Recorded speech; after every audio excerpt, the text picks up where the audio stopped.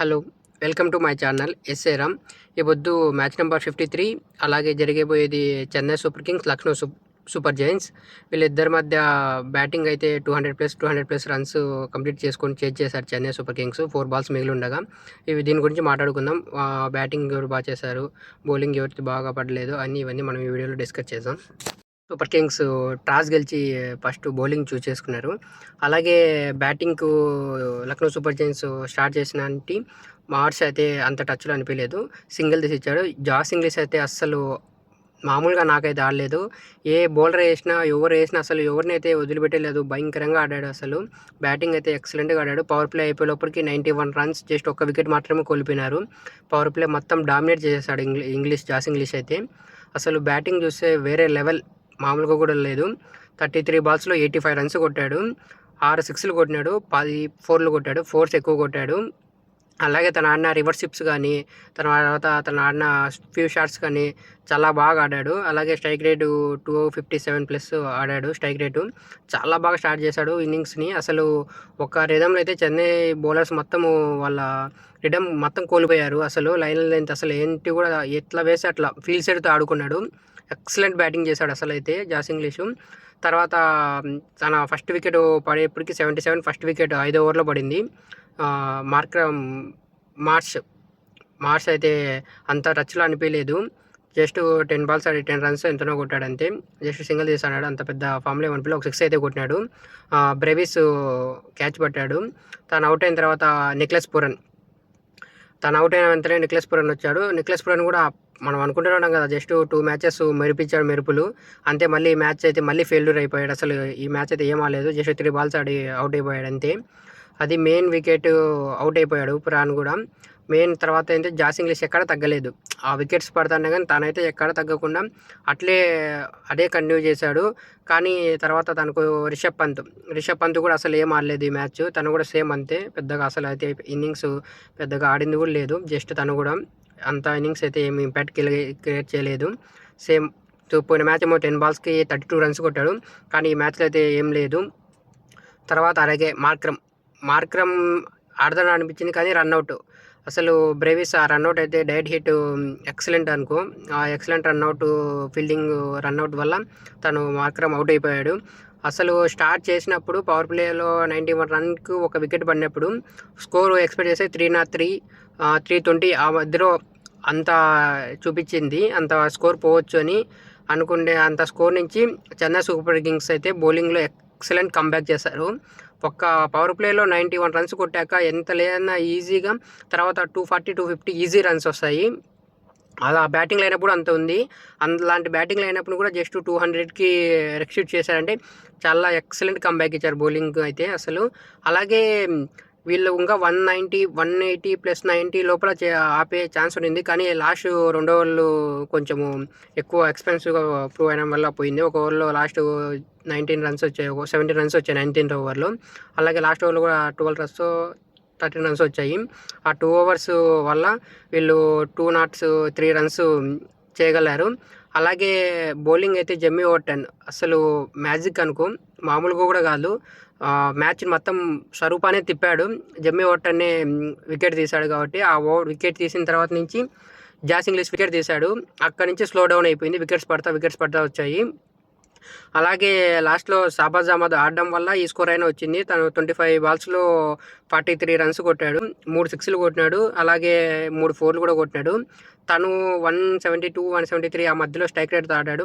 తను ఆడడం వల్ల ఆ స్కోర్ అయినా వచ్చినాయి. తను ఆడకపోతే జస్ట్ 180, 190 లోపలే ఇంకా ముందుగానే అవుట్ అయిపోయిండొచ్చు.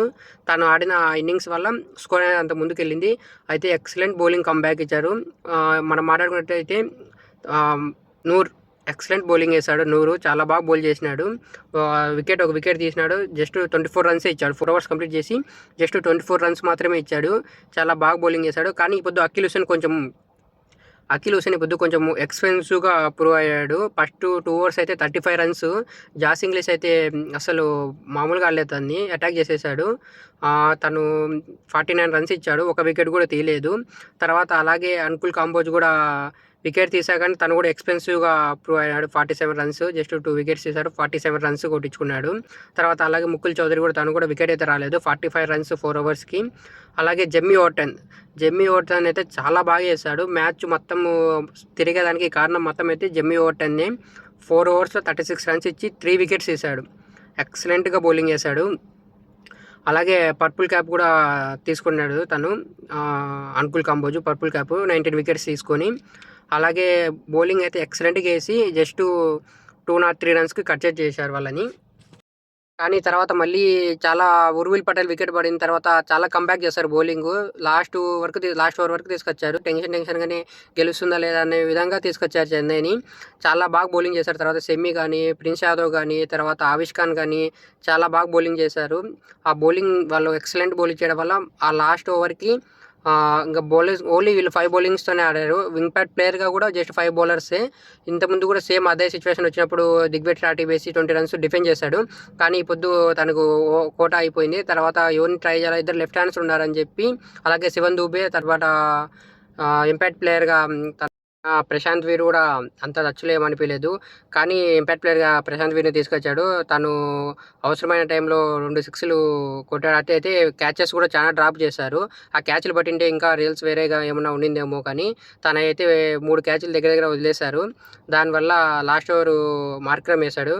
జస్ట్ లాస్ట్ ఓవర్కి 12 రన్స్ ఎంతనో కావాల్సి ఉంటే తను 2 వైడ్లు వేసినాడు. ఇంకా 2 వైడ్లు వేసిన తర్వాత 10 రన్స్ ఏమో కావాలా, 10 రన్స్ కావాలంటే 2 వైడ్లు వేసాడు. 2 వైడ్లు వేసిన ఈక్వేషన్ ఇంకా 8 రన్స్కి అయిపోయింది 6 బాల్స్కి. అలాగే శివన్ దుబే 2 బాల్కి 2 సిక్స్లు కొట్టి మ్యాచ్ అయితే ఫినిష్ చేశాడు. ఈ బౌలింగ్ అయితే చాలా బాగా వేశారు. కానీ అంత స్కోర్ ఉన్న డిఫెన్స్ చేసుకోలేకపోయిన చెన్నై ఒక ఉర్విల్ పటేల్ ఆడిన ఒక ఇన్నింగ్స్. ఎప్పటి నుంచో చెన్నై ఫ్యాన్స్ అలా కోరుకునేది ఉర్విల్ పటేల్ మినిమం ఒక 20 బాల్స్ లేదా 30 బాల్స్, ఒక 40 బాల్స్ వరకు ఆడాలా, మ్యాచ్ వన్ సైడ్ చేస్తాడని చెప్పి. అది అనుకున్నట్టే తను జస్ట్ 23 బాల్స్ ఆడిన 65 రన్స్ కొట్టాడు. 8 సిక్స్లు ఉన్నాయి, అలాగే 2 4లు ఉన్నాయి. స్ట్రైక్ రేట్ అయితే 282 ఉంది. చాలా బాగా ఆడాడు. అలాగే గైక్వాడ్ కూడా ఇన్నింగ్స్ చాలా బాగా ఆడాడు. అతను కూడా 28 బాల్స్లో 42 రన్స్ కొట్టాడు. స్ట్రైక్ రేట్ 150 ఉంది. 2 సిక్స్లు కొట్టాడు, 3 4లు కొట్టాడు. కానీ ఒక ఇంపార్టెంట్ టైంలో అవుట్ అయినాడు అనిపించింది. తను ఇంకాసేపు ఉంటే ఇంకా కొంచెం ఈజీగా మ్యాచ్ అయిపోయింది. సంజు శాంసన్ కూడా పర్లేదు, బాగా 14 బాళ్ళకి 28 రన్స్ కొట్టాడు, 2 సిక్స్లు 3 4లు కొట్టాడు. తన స్ట్రైక్ రేట్ కూడా బాగుంది. కానీ అవుట్ అయిపోయాడు. కానీ ఏ ఇబ్బంది లేకుండా లాస్ట్ వరకు తీసుకెళ్ళి, కానీ ఇలా బ్రెవిస్ ఫామ్ ఇంకా కొంచెం ఇబ్బంది పెడుతుంది. బ్రెవిస్ ఫామ్లోకి రావాలి. తనైతే సరిగ్గా ఆడడం లేదు, ఈ మ్యాచ్ కూడా ఆడలేదు. అలాగే ఈ మ్యాచ్ వాళ్ళు దగ్గర 7 ఇయర్స్ తర్వాత 180+ రన్స్ చేజ్ చేసి మ్యాచ్ గెలిచారు. అప్పుడెప్పుడు 2019లో గెలిచినారంట చెన్నై. ఇప్పుడు మళ్ళీ 2019 తర్వాత మళ్ళీ 2026లో ఫస్ట్ చేజింగ్లో గెలిచారు 180 రన్స్ చేజ్ చేసి. అంటే 180 రన్స్ అంటే చేజ్ చేయడం అంటే ఇప్పుడు ఒక 200 అట్లా కొట్టిన తర్వాత 190 అట్లా కొట్టారు. కానీ చేజ్ చేసి విన్ అయిన మ్యాచ్ మాత్రం ఇదే. 7 ఇయర్స్ తర్వాత ఫస్ట్ విన్ అయ్యారు చెన్నై సూపర్ కింగ్స్. వాళ్ళు చాలా హ్యాపీగా ఉంటారు ఈ మ్యాచ్ విన్నింగ్తో. అలాగే ఈ మ్యాచ్ గెలిచడం వల్ల కూడా వాళ్ళ ప్లేఆఫ్స్ ఇంకా ఈజీ అయింది కొంచెం వాళ్ళు వెళ్ళేదానికి. పాయింట్ టేబుల్ 5th ప్లేస్లో ఉన్నారు. రాజస్థాన్ కిందకి వచ్చి వీళ్ళు పైకి వెళ్ళారు. నెట్ రన్ రేట్ బాగుండడం వల్ల 11 మ్యాచ్లో 12 పాయింట్స్ వచ్చి పైన ఉన్నారు. రాజస్థాన్ ఇప్పుడు కిందకి వచ్చేసింది, ఇప్పుడు 5th ప్లేస్లో ఉన్నారు. అలాగే చాలా బాగా బౌలింగ్, బ్యాటింగ్ అన్ని విధాలుగా కలిసి వచ్చింది. ఏమన్నా ఉన్నాయంటే వీళ్ళకి జెమ్మీ ఓవర్టన్ చాలా బాగా బౌలింగ్ కానీ ఫీల్డింగ్ కానీ మొత్తం ఎక్సలెంట్గా చేస్తారు. ఇప్పుడు అయితే చెన్నై సూపర్ కింగ్స్ ఫీల్డింగ్ అయితే ఎక్సలెంట్ చేసింది, ఎక్కడే కానీ ఏ మిస్టేక్ చేయలే ఫీల్డింగ్లో అయితే. అలాగే ఇటుపక్క లక్నో సూపర్ జైంట్స్ అయితే చాలా క్యాచ్ మిస్సెస్ చేసింది. ఉర్విల్ పటేల్ కూడా క్యాచ్ మిస్ చేసింది, కానీ తర్వాత ఓవరే తను అవుట్ అయిపోయాడు. అంత పెద్ద ఇంపాక్ట్ అప్పుడు తర్వాత కలిగించలేదు తను. కానీ ఈ మ్యాచ్కు మెయిన్ హీరో అయితే తనే. ఎక్సలెంట్గా ఆడాడు బ్యాటింగు. తన ఇన్నింగ్సే మ్యాచ్ని వన్ సైడ్ చేసి మొత్తము గెలిపించింది. ఓకే, ఇంతవరకు ఈ చెన్నై సూపర్ కింగ్స్ 5 వికెట్స్తో గెలిచింది. ఇంకా 4 బాల్స్ ఉండగానే చెన్నై సూపర్ కింగ్స్ ఈ మ్యాచ్ గెలిచింది. అలాగే దీని తర్వాత కూడా మళ్ళీ లక్నో సూపర్ జైంట్స్ ఆడతాడు. మళ్ళీ ఆ మ్యాచ్ ఏంటో తర్వాత మాట్లాడదాము. ఇంతవరకు మన వీడియోని చూస్తున్నట్టుంటే ఒక లైక్ చేయండి, కామెంట్ చేయండి, మన ఛానల్ని సబ్స్క్రైబ్ చేసుకోండి. ఏమైనా డౌట్స్ ఉంటే కామెంట్ చేయండి. ఓకేనా, థ్యాంక్ యూ.